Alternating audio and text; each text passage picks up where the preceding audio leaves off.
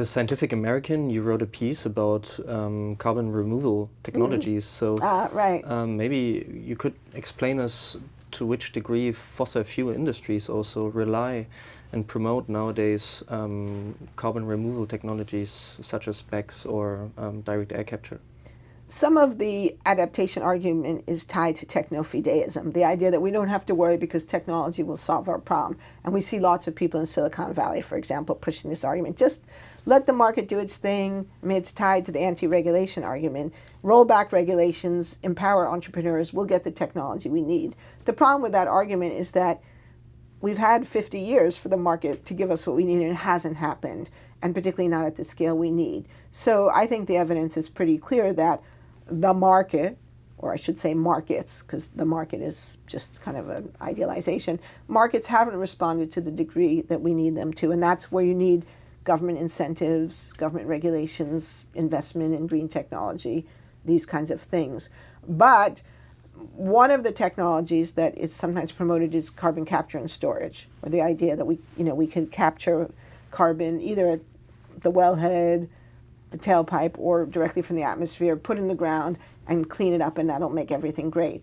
There are lots of problems with that argument, and one of them is that it's primarily the fossil fuel industry pushing it. And they're pushing it because they want us to believe that it's okay to keep using fossil fuels because, don't worry, we'll just capture the carbon and store it. The problem is, A, to the extent that it exists as a technology, it's crazy expensive, so who's going to pay for that? B, it won't work if we keep putting more pollution into the atmosphere. I mean, people like to use the analogy of a bathtub. Imagine your bathtub's overflowing, so you say, oh, don't worry, I'll drill a hole in the bathtub and we'll take some of the water out, and so it'll all be fine. Well, a smarter thing would simply be to turn off the tap. So there's no way carbon capture can really work for us unless we do something about the source of the increasing greenhouse gases in the atmosphere. But also, third, and again, this is, I think, in a way, to tell, there are a number of carbon capture and storage projects around the globe and in the United States. Here in the United States, all but one or two of them are actually enhanced oil recovery projects. So what does that mean? When you drill an oil field, because oil is very sticky, a lot of the oil stays in the ground. So you can drill a field and the pressure will cause the oil to come up to the surface where you can then capture and sell it. But a lot of oil stays behind. In many oil fields, it could be as much as half of the oil or even more stays in the rocks. And this has been known for a long time. This is not any kind of new revelation. So companies developed strategies that they used to call secondary and tertiary recovery. Now they call it enhanced oil recovery, because I guess enhanced is a nice word.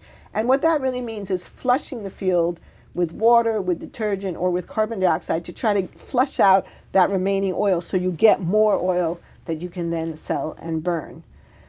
So how do they do this? Well, one of the materials that's used for enhanced oil recovery is carbon dioxide. Yeah. And so there are projects all around the globe where CO2 is pumped into oil fields to get more oil out. The fossil fuel industry is pretending that these are climate solutions. And there's lots of places where they